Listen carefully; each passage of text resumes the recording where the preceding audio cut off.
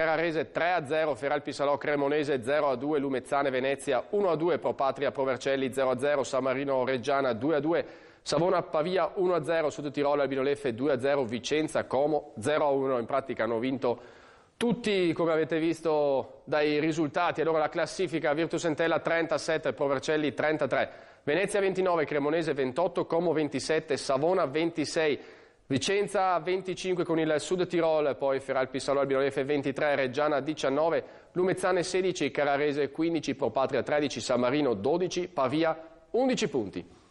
Finisce l'imbattibilità del Menti ad opera del Como, che così fa l'en-plane con la vittoria nella gara del girone d'andata. 1-0 per i Lariani, con un Vicenza sottotono, lontano parente della squadra vittoriosa contro Pavia e San Marino. Nel primo tempo le migliori occasioni per i biancorossi, qui Tiribocchi anticipato da Giosa su bell'assist di Di Matteo. Lo stesso Tiribocchi non trova la porta per l'uscita di Melgrati che gli chiude lo specchio. Si va nella ripresa e il Como ha un paio di chance con Defendi che in entrambe le circostanze non riesce ad inquadrare i pali difesi da Ravaglia. Prova a cambiare qualcosa Lopez per una squadra che non ha in mano il bandolo del gioco. Entra Tulli per Elasdi, ma è il Como a far sua la partita su un pallone che carambola in area.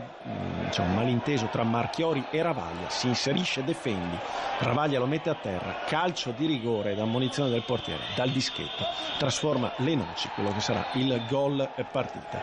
Il Vicenza prova a reagire, Giovanni Lopez manda in campo Maritato al posto di un abulico Tiribocchi e la squadra biancorossa ha la grande chance per pareggiare.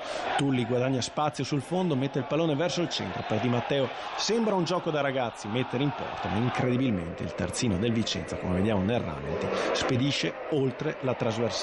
Era l'occasione del pareggio, di qui in avanti il Vicenza ci prova senza particolare convinzione. Melgrati fa buona guardia su tutti i tentativi dei biancorossi e la squadra di Giovanni Lopez adesso dovrà cercare immediato riscatto a Carrara nella gara di domenica. Il Vicenza ci prova, vedete, con Tulli che ha solo l'illusione del gol con il pallone che va sull'esterno della rete, rischia anche il 2-0 sull'inserimento finale di Gammoni.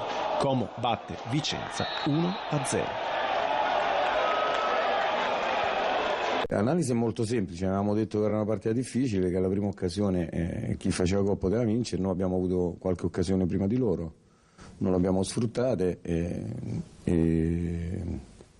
abbiamo fatto secondo me mezz'ora, 35 minuti molto meglio di loro. Infatti loro a un certo punto dalla difesa a 5 sono passati a una difesa a 3, a 4 e poi ci siamo un attimino persi, ma insomma grandi occasioni loro non ne hanno avute, noi qualcosina, ripeto, la prima mezz'ora ne abbiamo avuto, è stata una partita non bella e dove loro hanno sfruttato la prima occasione che gli si è capitata.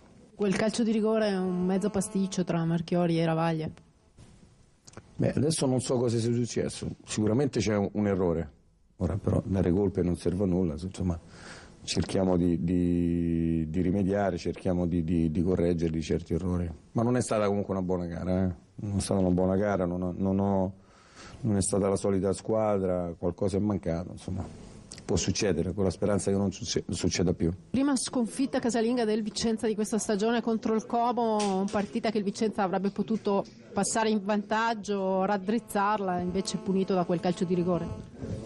Sì, stiamo a parlare di una partita che comunque il Vicenza ha sia giocato bene ma ha anche sofferto, perché comunque loro sono una buona squadra, però se il primo tempo il Vicenza era in vantaggio 2-0 penso che non avevamo rubato niente a nessuno. Poi c'è stato quell'errore del calcio di rigore, l'arbitro l'ha vista così, non possiamo accettare perché non possiamo perdere queste partite, soprattutto in casa.